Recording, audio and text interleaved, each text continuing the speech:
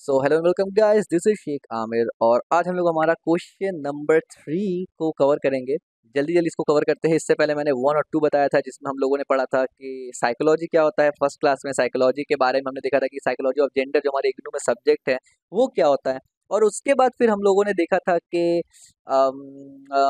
Methods क्या क्या होते हैं। ठीक है, उसको कैसे हम लोग ये करते हैं, यानी जेंडर रिसर्च में क्या क्या मेथड्स होते हैं। और उसके बाद हम लोगों ने देखा था कि इंटरसेक्शनलिटी क्या होता है और संदरा बैम का जो थ्योरी है, स्कीमा थ्योरी, वो क्या कहता है। तो आज हम लोग पढ़ेंगे explain the key components of sexism. ठीक है, and discuss the role of antipathy and benevolence attitude in gender prejudice. तो ये दो क्वेश्चंस या दो टॉपिक आप बोल सकते हैं यहाँ पर। ठीक है, एक टॉपिक और एक क्वेश्चन तो ये है कि सेक्सिज्म होता क्या है, what is sexism. And then sexism पता करने के बाद आपको कुछ की कंपोनेंट्स बताना है कि ये सेक्सिज्म का प्रॉपर एग्जाम्पल है। तो कहीं ना कहीं दो क्वेश्चन इसके अंदर आ जाता है। ठीक है, एक तो ये है कि सेक्सिज्म क्या होता है, ये क्वेश्चन बन गया। दूसरा क्वेश्चन बना है कि उसका की कंपोनेंट्स बताओ। तो जाहिर सी बात है, क्योंकि हमारे इग्नू में जो साइकोलॉजी ऑफ जेंडर है, जिसमें हमारा क्वेश्चन पेपर्स अगर आप देखेंगे तो एक एक क्वेश्चन 20 मार्क्स का होता है। तो क्योंकि वो 20 मार्क्स का है, इस वजह से यहाँ पर ये आपको लॉन्ग में लिखना है, यानी बड़ा, एटलीस्ट 400-500 वर्ड्स में लिखना है। तो इस वजह से 2-3 क्वेश्चन आता है, तो 2-3 टॉपिक मिला के ही एक आंसर आता है। ठीक है, तो अगर छोटा छोटा क्वेश्चन आता ना, लेट से 2 मार्क्स 4 मार्क्स का, तो सिर्फ इतना आ सकता था, वर्ड इज सेक्सिज्म, की component of sexism, difference between ये वो, ऐसे आता। बट हमें क्योंकि पूरा एक बल्क में लिखना पड़ेगा, इस वजह से हम सीधा टॉपिक को फोकस करेंगे, क्वेश्चन को नहीं। यानी हम लोग ये नहीं देखेंगे कितना क्वेश्चन सॉल्व किया, हम लोग ये देखेंगे कितना टॉपिक सॉल्व किया हम लोगों ने, राइट। क्योंकि क्वेश्चन बदल सकता है, इसको घुमा के यानी दिया जा सकता है एग्जाम में। बट अगर आप टॉपिक समझ जाए ना, उसको जितना भी घुमा दे, आपको पता रहेगा कि यार सेक्सिज्म के बारे में पूछा है ना, जैसे भी पूछे सेक्सिज्म आपको पता, आप बता दीजिएगा। ठीक है, ओके। सबसे पहले हम समझेंगे what is the key component of sexism. पहले हम लोग समझेंगे सेक्सिज्म क्या है और फिर उसका की कंपोनेंट समझेंगे, ये एक क्वेश्चन हमारा रहेगा। उसके बाद हम लोग डिस्कस करेंगे दो role of antipathy and benevolence attitude in prejudice. अब एंटीपैथी क्या होता है, बेनेवलेंस क्या होता है, ये हम लोग समझेंगे इस पे। ठीक है, और इसको डिस्कस भी करेंगे। आइए, काफी आसान है, आसानी से आपको समझ में आ जाएगा। ठीक है, सो एक्सप्लेन द की कंपोनेंट ऑफ सेक्सिज्म। की कंपोनेंट्स ऑफ सेक्सिज्म, ये मैंने ब्रैकेट्स में लिखा है ऐसे, तो ये आपको समझाने के लिए लिखा है। एग्जाम में आपको ऐसा नहीं लिखना, या फिर आप ऐसे लिख सकते हैं। अगर आप अपने ओन वर्ड में बनाकर लिख रहे हैं ना, तो आप इस तरीके से लिख सकते हैं कि एक्सप्लेनेशन या ऐसा कुछ। इससे क्या होता है कि जो जो व्यूअर है आपका, यानी व्यूअर का मतलब जो पेपर चेक करेगा, उसको एक और अच्छा व्यू जाएगा कि आपने मतलब इसको थोड़ा प्रोफेशनल वे में लिखा है। अगर आप अपना ओन वर्ड बना के लिख रहे हैं, जैसे कि टॉपिक में समझा रहा हूँ और आप समझ गए और आप अपने ओन वर्ड्स पे लिख रहे हैं, जरूरी नहीं कोई बहुत हाईफाई इंग्लिश आप इस्तेमाल करें, नॉर्मल इंग्लिश में इस्तेमाल कर सकते हैं। तो आप उसमें एक लिख सकते हैं समराइज या सिमिलर या सिंप्लीफाइड या एक्सप्लेनेशन, इस किस्म से। ठीक है, तो की कंपोनेंट्स क्या होता है, सबसे पहले ये देखते हैं सेक्सिज्म क्या होता है। मैं इसको थोड़ा जूम कर देता हूँ, right. Sexism is unfair treatment और believe about people based on the gender, बस, दैट्स इट। यानी जेंडर बायसनेस को सेक्सिज्म कहते हैं। यानी आप किसी चीज में अगर बायस्ड है तो वो है सेक्सिज्म। ठीक है, अनफेयर ट्रीटमेंट, याद रखिए, अनफेयर ट्रीटमेंट या फिर बिलीव, यानी अगर आप ये बिलीव रखते हैं कि यार लड़के तो हर हिसाब से लड़कियों से बेहतर ही है, दैट इज अ सेक्सिज्म। ठीक है, तो आपको समझ में आया सेक्सिज्म क्या होता है, चाहे वो लड़का हो चाहे लड़की हो। अगर उसका बिलीव है ऐसा कुछ कि नहीं ये तो लड़कों के लिए गलत है, ये नहीं लड़कों को करना चाहिए, ये लड़कियों के लिए गलत है, वगैरह वगैरह, या लड़के नीचे है या लड़कियां नीचे है, या ये ऊपर है, ये इस तरीके से। और अनफेयर ट्रीटमेंट अगर आप कर रहे हैं, यानी अगर अनफेयर ट्रीटमेंट करे या बिलीव है आपका, तो ये है सेक्सिज्म। यानी सेक्स के बेसिस पर आप किसी एक को दूसरे पर प्रेफर कर रहे हैं, ना कि स्किल्स और एबिलिटी के बेसिस पर कर रहे हैं। ठीक है, इसी को सेक्सिज्म बोलते हैं। ऑब्वियसली अगर कोई लड़का किसी चीज में लड़की से अच्छा है तो वो अच्छा है, अगर कोई लड़की किसी चीज में लड़के से अच्छा है तो अच्छा है। लेकिन सिर्फ जेंडर के बेसिस पर आप बोलेंगे क्योंकि वो लड़का है या फिर क्योंकि वो लड़की है तो वो अच्छी है, जैसे लेट से कि लड़कियां ही सिर्फ अच्छा खाना बना सकती है, तो दिस इज सेक्सिज्म। लड़के ही सिर्फ जॉब कर सकते हैं, दिस इज सेक्सिज्म। ठीक है, ऑफ्टन एम्ड एट वुमेन, ज्यादातर सेक्सिज्म औरतों के साथ किया जाता है, ज्यादातर, यानी औरतों को आधार पर किया जाता है, यानी औरतों पर ज्यादातर बोला जाता है ये सेक्सिज्म, क्योंकि ज्यादातर औरतों को ही ये कहा जाता है कि ये नहीं कर सकती, या फिर ये वो इस लायक नहीं है, वो इस काबिल नहीं है। इस वजह से सिर्फ या क्योंकि वो वुमेन है, फीमेल है, इस वजह से उनको वो अपॉर्चुनिटी या प्रिविलेज मिलता नहीं है जो उनमें एबिलिटी है। तो सेक्सिज्म ज्यादातर aimed at women but can affect men too, यानी इसका मतलब ये नहीं कि सिर्फ औरतों पर, मेंस पर भी होता है, मर्दों पर भी होता है। ठीक है, तो सेक्सिज्म अनफेयर ट्रीटमेंट होता है। The key part of sexism, यानी सेक्सिज्म आप समझ गए। अब आप यहाँ पर अगर एग्जाम्पल्स देके समझाएंगे तो 2-4 लाइन आपका यहाँ पर निकल जाएगा, राइट। अब आप समझिए सेक्सिज्म का की पॉइंट, यानी बेसिक एग्जाम्पल जिसमें आप डिफरेंस बता सकते हैं कि सेक्सिज्म क्या है। जेंडर स्टेरियोटाइप, की पॉइंट समझ रहे, ठीक है। जेंडर स्टेरियोटाइप क्या होता है, पहले तो ये समझिए कितना टाइप का है। 4 किस्म का, 4 की पॉइंट मैंने बताया है। एक है जेंडर स्टेरियोटाइप, दूसरा है डिस्क्रिमिनेशन, तीसरा है पैट्रियार्ची और चौथा है ऑब्जेक्टिफिकेशन। जेंडर स्टेरियोटाइप्स क्या होता है? These are strict idea about how men and women should act. यानी स्टेरियोटाइप का मतलब, जेंडर स्टेरियोटाइप का मतलब ये होता है कि आप लड़के हैं ना तो बस आपको ऐसे ही एक्ट करना है, आप इसके खिलाफ एक्ट नहीं कर सकते, आप ऐसे सोच नहीं सकते। आप लड़की है ना तो ये आपका काम है, आपको यही करना है, इसके हट के आप कुछ नहीं कर सकते। ये होता है स्ट्रिक्ट आइडिया कि लड़का है तो बस यही करो, लड़की है तो बस यही करो। यानी लेट्स से, मतलब आप लड़के हैं तो अब आप घर का काम कर ही नहीं सकते, आपको सिर्फ बाहर का काम करना है। और आप लड़की है तो आप सिर्फ घर ही में काम करेंगी, बाहर काम कर ही नहीं सकती। ये होता है स्ट्रिक्ट आइडिया।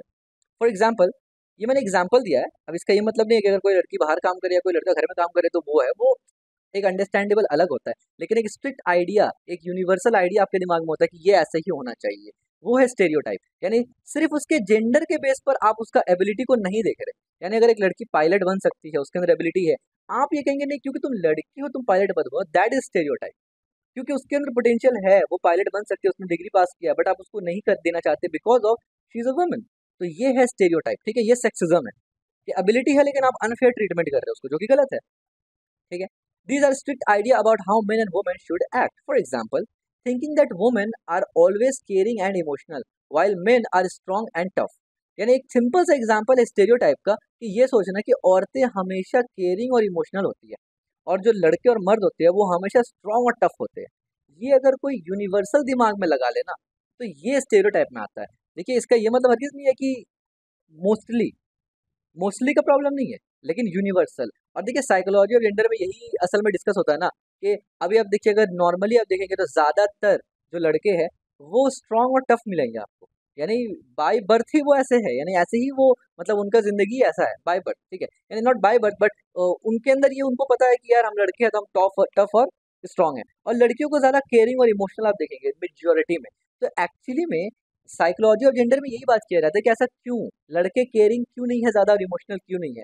तो यही तो बात किया जाता है कि साइकोलॉजी और जेंडर में, कि ये जो जेंडर है कि लड़के ज़्यादा टफ और इमोशनल स्ट्रांग होते हैं, इसका रीज़न यही है जो संदरा बैन ने बताया था कि सोसाइटी ये बताता है आपको कि आप लड़के हैं। लेट से कोई बच्चा गिर जाए तो उसको बोलता है कि चलो खुद उठो खुद उठो खुद उठो, लाइक तुम स्ट्रांग हो, तुम लड़के हो। लेकिन लड़की गिरे तो जल्दी से जाकर उसको उठा लिया जाता है। तो इसी इसी डिफरेंस को संदरा बैन ने कहा था पिछले जो हमने क्लास में समझाया था, संदरा बैन का theory of gender schema theory, right. तो ये है। तो एक देखिए एक आइडिया बना हुआ है कि thinking that women are always caring and emotional, कि औरतें तो हमेशा केयरिंग और इमोशनली होती है and while men are strong and tough. तो अब देखिए अगर आप इसको यूनिवर्सल लगाएंगे तो गलत हो जाएगा, काफी इंसान के लिए गलत होगा। बहुत से लड़के हैं जो केयरिंग और इमोशनल है, टफ और स्ट्रांग नहीं है। तो उसको अगर कोई लड़का ऐसा बन जाए ना तो उसको फिर बोलना स्टार्ट कर देता है कल्चर कि यार ये तो लड़का ही नहीं है। तो ऐसा बात बिल्कुल भी नहीं। हालांकि अभी के टाइम पे इस पर चेंजेस आ रहा है काफी, कि यार मतलब बहुत सा सोशल मीडिया और रील्स और मूवीज में मतलब ये चीज़ अभी दिखाया जा रहा है कि लड़कों में भी इमोशंस है और लड़कियां भी जो है वो टफ हो सकती है। जाहिर सी बात है, लड़की आर्मी में है, बहुत सारे ऐसे चीज़ों में लड़कियों का भी पार्टिसिपेंट है, स्पोर्ट्स वगैरह, जिसपे फिजिकल पावर चाहिए होता है। तो पहले ये बिल्कुल भी नहीं था, अभी ये हो रहा है, ठीक है। सेम एज पहले ये पॉइंट ऑफ व्यू था कि यार लड़के तो रो ही नहीं सकते, यानी लड़के बहुत टफ होते हैं, बट अभी वो पॉइंट ऑफ व्यू भी धीरे धीरे बदल रहा है। सो इट्स अ गुड, ठीक है। तो ये है जेंडर स्टीरियोटाइप। सेक्सिज्म समझ गए, अनफेयर ट्रीटमेंट होता है एक आइडियोलॉजी के बेसिस पर, क्या आप ये सोच लिए। और जेंडर स्टीरियोटाइप क्या होता है कि जेंडर के बेसिस पर आप एक थॉट बना लेते हैं कि भाई लड़की है तो केयरिंग इमोशनल होगी, लड़का है तो टफ और स्ट्रांग होगा। क्योंकि अगर फिर आपको टफ और स्ट्रांग लड़का ना दिखे, आप कहेंगे ऐसे कैसे हो सकता है, यार लड़का तो ऐसे ही होता है। इसी को बोलते हैं जेंडर स्टीरियोटाइप, ठीक हो गया। इसके बाद दूसरा की पॉइंट आता है डिस्क्रिमिनेशन, नॉट क्रिमिनलेशन, डिस्क्रिमिनेशन। डिस्क्रिमिनेशन क्या होता है? Treating people unfairly because of their gender. यानी लोगों को सिर्फ इस वजह से ट्रीट करना डिफरेंटली क्योंकि उनका जेंडर अलग है, ठीक है। Like paying women less than men for the same work और not allowed them for certain job, ठीक है। अब देखिए यहाँ पर दो पॉइंट है। सेम चीज सेम एबिलिटी में ट्रीट करने में फर्क। यानी एग्जाम्पल के तौर पर मैं स्कूल का एग्जाम्पल दूंगा कि स्कूल में एक लड़का है और एक लड़की है। टीचर ने हाथ उठाया, टीचर ने बोला ये सवाल का जवाब कौन देगा, लड़का लड़की दोनों ने हाथ उठाया, टीचर ने लड़का को बोला, लड़का ने जवाब दिया, टीचर ने बहुत अप्रिशिएट किया उसको। उसके बाद फिर टीचर ने पूछा कि ये सवाल का जवाब कौन देगा, लड़की ने हाथ उठाया, टीचर ने बोला बताओ, लड़की ने आंसर दिया, तो लड़की को ज्यादा अप्रिशिएट नहीं किया गया। This is what an example of unfair treatment, क्योंकि उसने भी तो जवाब दिया, उसको भी उतना ही अप्रिशिएट करना चाहिए था। ठीक है। और आज के टाइम पे थोड़ा सा उल्टा होता है। आज के टाइम पे क्या होता है कि अगर लड़कियां कोई काम करे उसको ज्यादा अप्रिशिएशन मिलता है, जबकि लड़कों को नहीं मिलता। हालांकि ये भी गलत है, दिस इज ऑल्सो डिस्क्रिमिनेशन। मतलब हम समझ रहे हैं कि पिछला कुछ सालों में लड़कियों का अप्रिशिएशन बहुत कम था, यानी उनका कोई भी चीज़ को एक्सेप्ट नहीं किया जाता था। इसका मतलब ये तो नहीं है कि आज आप उनको टॉप पे रख दे और जो लड़के उनको बॉटम पे रख दे, नहीं। साइकोलॉजी ऑफ जेंडर में हम लोग ये नहीं पढ़ते, हम लोग बोलते हैं इक्वलिटी। ठीक है, इक्वलिटी। अगर लड़का कर रहा है उसको भी अप्रिशिएट करो, लड़की कर रही है उसको भी अप्रिशिएट करो। अप्रिसिएशन उसके एबिलिटी, काम और स्किल्स के बेसिस पे होगा, जेंडर के बेसिस पे नहीं होगा। समझ में आया बात आपको? This is what I want to say. अच्छा, यहाँ पर जो ये पॉइंट मैंने लिखा है कि treating people unfairly because of the gender, like paying women less than men for the same work, ये हो गया एक एग्जांपल डिस्क्रिमिनेशन का कि सेम काम लड़का और लड़की कर रहे हैं, परफॉर्मेंस भी अगर सेम है लेकिन लड़की को ज्यादा मिल रहा है। हालांकि आज के टाइम पे उल्टा है, लड़का को कम मिलता है, लड़की को ज्यादा मिलता है। ये भी जेंडर डिस्क्रिमिनेशन है कि अगर वो काम लड़का कर रहा है, वो काम लड़की कर रही है, दोनों सेम पोजीशन पे है, सेम एफर्ट डाल रहा है, यानी ऐसा कुछ नहीं है कि लड़की बहुत अच्छा काम कर रही है, बेसिक दोनों सेम है, लेकिन फिर भी लड़की का सैलरी हाइक हो जाता है, लड़का का नहीं होता। That is a gender discrimination. ठीक है। और अगर लड़का का हो रहा है तो लड़की के लिए वो होता है। अच्छा, और not allowing for a certain job. देखिए, not allowing for certain job is not totally discrimination, याद रखिए, क्योंकि सर्टेन जॉब में बहुत सारा ऐसा होता है कि जिसमें आपको मतलब फिजिकल एक्टिविटी में बहुत सारा जॉब होता है जिसमें लोग नहीं चाहते कि यार, क्योंकि देखिए अगर लड़का को चोट लग जाता है तो अब देखिए, क्योंकि चलना पड़ेगा सोसाइटी के हिसाब से, you have to get my point. अगर लड़का को कोई इंजरी हो जाता है या कुछ होता है तो उसके लिए डिफिकल्ट नहीं है आगे जिंदगी को गुजारना, क्योंकि सोसाइटी ये सोचता है, बट लड़की को हो जाए इज डिफिकल्ट। हम I can understand psychology of gender में यही चीज को बदलना है कि दोनों सेम है, बट स्टिल अभी बदला नहीं है ना, तो अभी आपको इसको मद्देनजर रखते हुए चलना पड़ेगा, क्योंकि आप एक दिन में सोसाइटी बदल सकते नहीं है, जादू की छड़ी तो आपके पास है नहीं है। ठीक है, तो इस चीज का मतलब ये नहीं था। इस चीज का मतलब है कि आप इस बेसिस पर लड़की को जॉब ना दे क्योंकि वो लड़की है। जैसे मैंने एग्जांपल दिया, एक लड़का पायलट बन रहा है और उसी की तरह एक लड़की पायलट बनना चाहती है और उसके घर वाले बोलते हैं कि तुम लड़की हो, तुम पायलट नहीं बन सकती। This is what a gender discrimination. क्यों नहीं बन सकती पायलट? यानी ऐसा कुछ भी पायलट बनकर नहीं होता है जिससे उसके फेमिन यानी लड़की होने पर प्रॉब्लम फेस करना पड़े। सिंपल सी बात है, वो पायलट है, प्लेन चलाएगी, लड़का भी प्लेन चलाएगा, सिर्फ वो लड़की है इस वजह से आप उसको पायलट नहीं बनने देना चाहते। This is wrong. ठीक है, दिस इज रॉन्ग। तो ये वहां पर मतलब है इसका। ठीक है, इसके बाद आता है पैट्रियार्ची। इसका मतलब क्या है? A system where men have more power than a women. ऐसा बहुत सा सिस्टम चलता है कल्चर में, सोसाइटी में, सिविलाइजेशन में, जिसमें मेंस डोमिनेट करते हैं उस फील्ड में compare to womens, such as politics और वर्क एट होम। यानी जैसे कि पॉलिटिक्स में आप देखिए ज्यादातर मेल्स डोमिनेट करते हैं और घर में ज्यादातर वुमेन्स डोमिनेट करती है। यानी बहुत ही कम लड़के हैं जो घर का काम करते हैं। घर का काम का मतलब ये नहीं है कि यहाँ से वहाँ कर दो, घर का काम का मतलब talking about proper, like proper food बनाना या कपड़ा वगैरह धोना, ओवरऑल। जाहिर सी बात है, अगर लड़का बाहर काम करेगा तो घर का कहाँ से करेगा? तो इस वजह से डोमिनेंसी हो जाता है। और इस चीज को ऐसे वर्सेस मोड में नहीं देखना चाहिए, क्योंकि देखिए ये जो रोल का बात है ना, यहाँ पर भी एक जनरल सी बात है, अगर आप भी बाहर काम करेंगे, आपकी वाइफ भी बाहर काम करेगी, तो घर में तो कुछ रखना पड़ेगा ना आपको फिर कुछ काम करने के लिए। लेकिन लेट से आप उतना ये नहीं कर सकते, यानी आप उतना फाइनेंशियली स्ट्रांग नहीं है, तो घर तो किसी न किसी को देखना पड़ेगा ना। या तो लड़का देखे या तो लड़की देखे, दोनों में से कोई भी देखे, वो आप लोग डिसाइड कर लो, लेकिन देखना तो पड़ेगा ना। और जो भी घर देखेगा वो बाहर तो कर नहीं सकता काम फिर। ठीक है, तो यहाँ पर आपको ये सोचना है, ऐसा भी नहीं है कि मतलब रोल है ही नहीं किसी का। देखिए एक रोल तो है, सिंपल सी बात है, एक रोल तो है। जब से दुनिया बना है तब से एक सिंपल सा रोल बना है कि लड़का का काम होता है कि वो अपने फैमिली को फीड करे, ये लड़की का रिस्पॉन्सिबिलिटी नहीं होता। अगर इक्वलिटी में आएंगे तो कल को मैं अपनी वाइफ को बोलूंगा जा मेरे लिए कमा के लेके आ खिला। How is this possible man? इसका ये मतलब नहीं है कि वो कमा नहीं सकती या मुझे खिला नहीं सकती, ऑब्वियसली कमा भी सकती है, खिला भी सकती है। और इसका ये मतलब भी नहीं है कि मैं लड़का हूं तो मैं क्यों खाऊं, नहीं। इसका मतलब ये है कि यार ये रिस्पॉन्सिबिलिटी उसका नहीं है, रिस्पॉन्सिबिलिटी मेरा है। और उसका रिस्पॉन्सिबिलिटी है कि वो खाना वो मुझे खिलाए यानी बनाए। ठीक है, तो ये रोल डिवाइड होता है। अगर सब बंदा एक ही रोल करेंगे, अगर सब बंदा बोलेगा यार हमको पायलट ही बनता है, तो यार आपका टॉयलेट कौन साफ करेगा घर में? रास्ते से कचरा कौन उठाएगा? नाली कौन साफ करेगा? अगर सभी पढ़ लिख के साइंटिस्ट बनेंगे तो इस तरीके से काम नहीं करता है। ठीक है, you have to understand this. ठीक है, यानी साइकोलॉजी ऑफ जेंडर पढ़ते पढ़ते भी आपको रियलिटी से नहीं हटना है। वो समझ के आपको चलना है, ठीक है। यस दैट इज ट्रू कि इक्वल दोनों है, इसमें कोई डाउट नहीं है, और एबिलिटीज के बेस पर आप उनको जज करेंगे, जेंडर के बेसिस पर नहीं। देखिए मेन पॉइंट यही है, मेन पॉइंट ये है सेक्सिज्म का, कि जजमेंट एबिलिटी और स्किल्स के हिसाब से होगा, जेंडर के हिसाब से या कलर के हिसाब से नहीं होगा, ठीक है।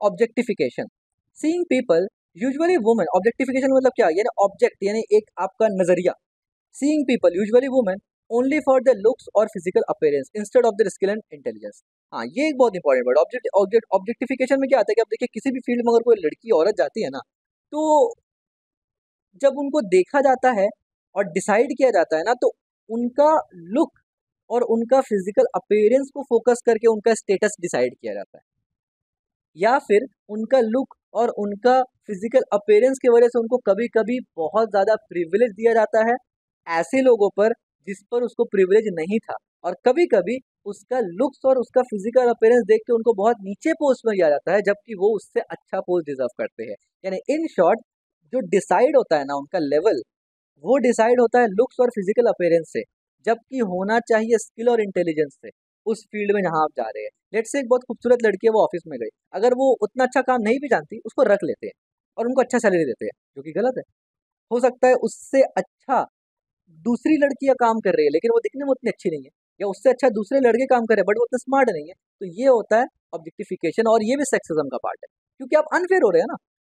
वो सिर्फ अगर दिखने में सही है तो इसका ये मतलब तो नहीं है कि आप उसको ऊपर रख दें, उसके अंदर एबिलिटीज भी होना चाहिए, ठीक है। तो कहने का मकसद ऑब्जेक्टिफिकेशन में ये है कि लड़का हो चाहे लड़की, क्योंकि नॉर्मली जब खूबसूरत कहते हैं तो नॉर्मली लड़की ही का तरफ आता है, ठीक है। तो instead of their skill and intelligence, यानी उनके अंदर उनका खूबसूरती और उनका अपीयरेंस बॉडी वगैरह ये देखा जाता है ना, लुक देखा जाता है, personality, instead of skills and intelligence, जबकि डिसाइड होना चाहिए स्किल और इंटेलिजेंस के बेसिस पर, ना कि लुक्स के बेसिस पर, ठीक है। अब क्या, अब देखिए ये हम लोग समझ गए सेक्सिज्म क्या होता है। अब आप बहुत आसानी से बोल सकते हैं यार सेक्सिज्म अनफेयर ट्रीटमेंट होता है। अगर आप अनफेयर ट्रीटमेंट कर रहे हैं या आप सोच रहे हैं कोई ऐसा अनफेयर कि लड़की है तो उसको नहीं करना चाहिए, लड़का है तो उसको नहीं करना चाहिए, जैसे कि बहुत सी लड़कियां होती है लड़कों को अपने मुट्ठी में रखो, ऐसे ये अनफेयर ट्रीटमेंट है, ठीक है। और बहुत से लड़के होते हैं कि बीवी को अपने मुट्ठी में रखो, दैट इज रॉन्ग, ठीक है।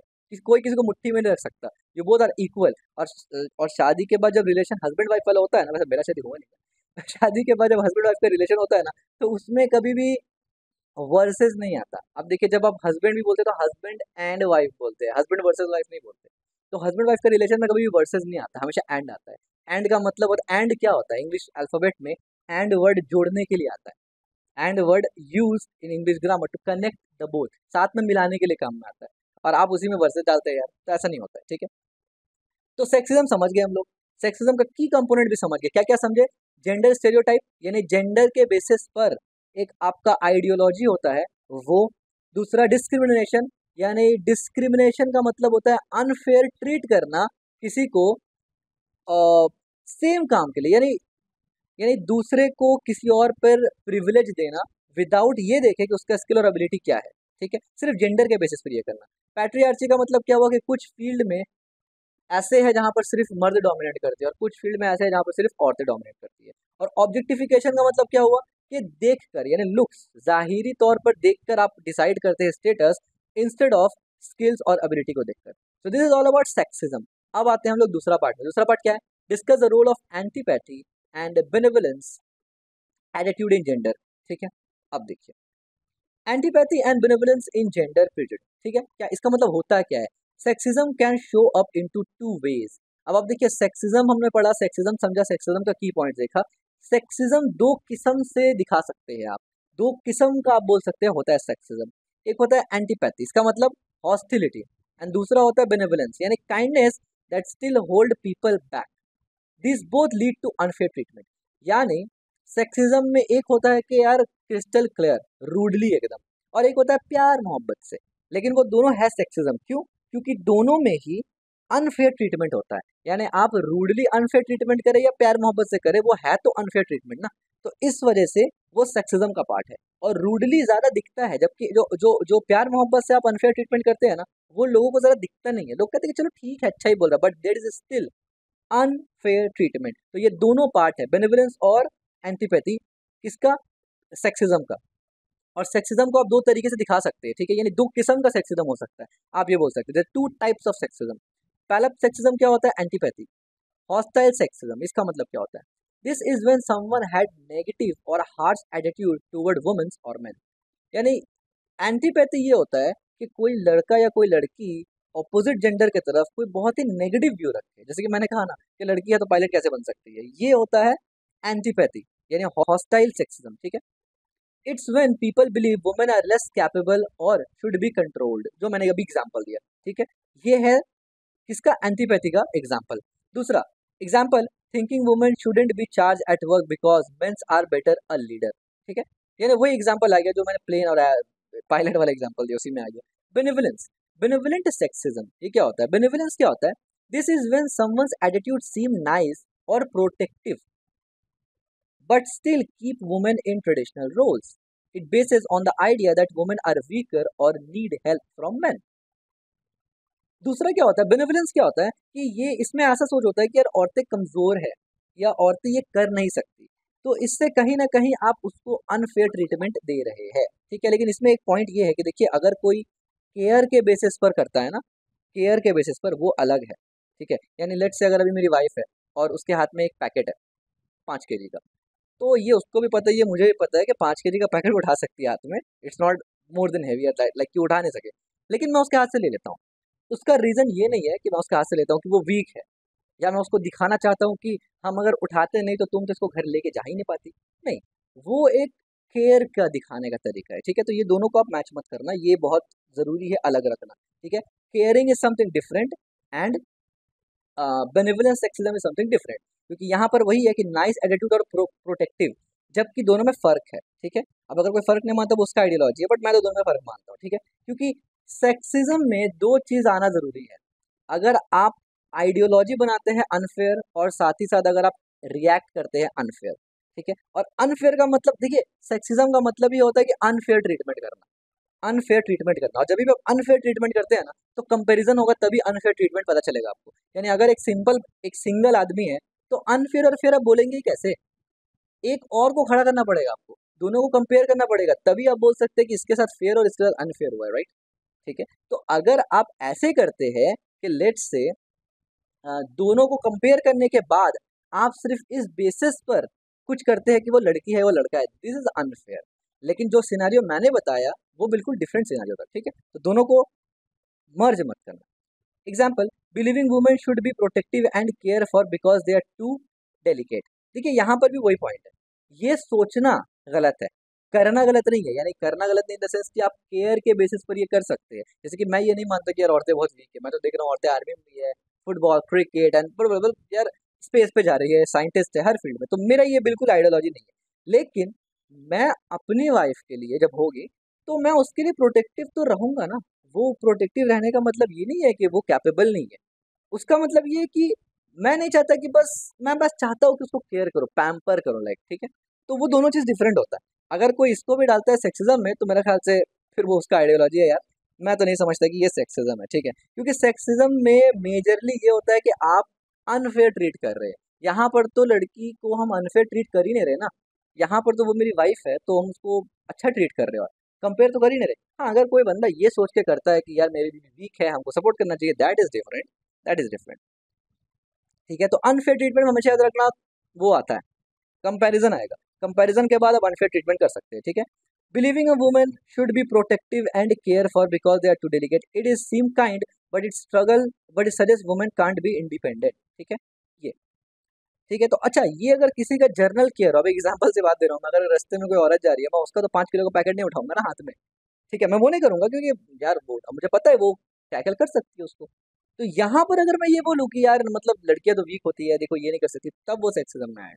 ठीक है, अब ऐसा भी नहीं है कि अब कोई लेट से कोई कोई लड़की कोई औरत है वो कुछ सामान लेकर जा रही है, लेट से उसका गाड़ी चला रही है, स्कूटी गिर गया, अब आप बोले नो हम तो हेल्प नहीं करेंगे, अनफेयर ट्रीटमेंट है, तो गिरोवर है, वो बेचारी स्कूटी उठा नहीं पा रही है, आप बोले अनफेयर ट्रीटमेंट, तो वो ऐसा नहीं होता है। ठीक है, उसको समझना पड़ता है आपको कि अनफेयर ट्रीटमेंट में आपका अपना बिलीव भी मैटर करता है। वहां पर लोग लिटरली उसका हेल्प करने जा रहे हैं क्योंकि उसको हेल्प की जरूरत है। अब वहाँ लड़की की जगह कोई लड़का भी गिरता है तो भी मेरे ख्याल से उठाने जाता है ना, जाते ही है लोग, अगर एक्सीडेंट वगैरह हो जाए तो।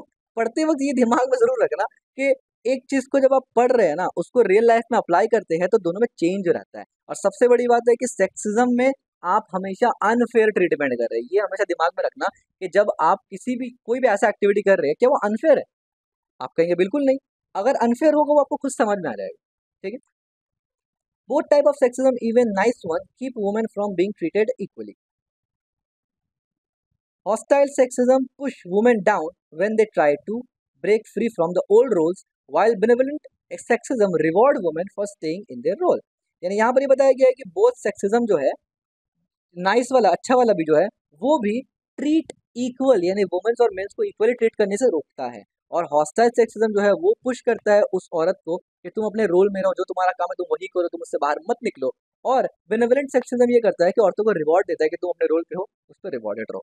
ठीक है। रियल वर्ल्ड एग्जांपल अगर हॉस्टाइल सेक्सिज्म में a woman is told she can't be mechanic because it's a men's job.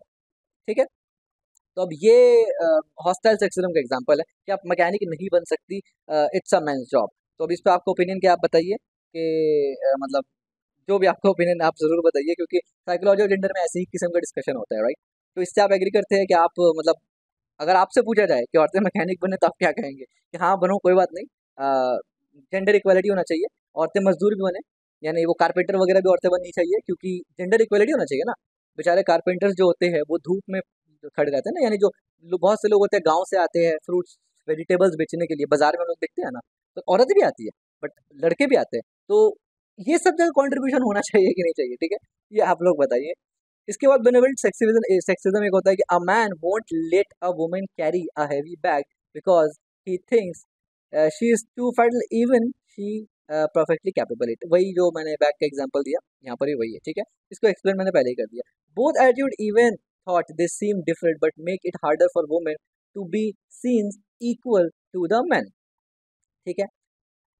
देखिए, मैं आपको इतना ही बताऊंगा कि साइकोलॉजी और जेंडर हमारा एक सब्जेक्ट है, इसको पढ़ना है और इसको एग्जाम में पास करना है। बहुत से चीज़ से आप हो सकता है एग्री ना करें, फर्क नहीं पड़ता, आपको एग्जाम में पास होना है। इससे आप एग्री जरूर करते हैं तो आपको वो लिखना है। अगर कहीं पर आपको ओपिनियन चाहे तो आप दे सकते हैं अपना ओपिनियन। ठीक है। So that's it. हम लोगों ने क्या क्या समझा इस टॉपिक पे, जरा वो देखते हैं हम लोग। ठीक है। एक्सप्लेन द की कंपोनेंट ऑफ सेक्सिज्म। हम लोगों ने सेक्सिज्म समझा, उसका की कंपोनेंट समझा, और हमने रोल डिस्कस किया कि सेक्सिज्म दो टाइप्स का हो सकता है। एक सेक्सिज्म का टाइप एंटीपैथी हो सकता है, जिसको हॉस्टाइल सेक्सिज्म भी कह सकते हैं। दूसरा बेनेवलेंस सेक्सिज्म होता है, जिसको बेनेवलेंट सेक्सिज्म भी कह सकते हैं।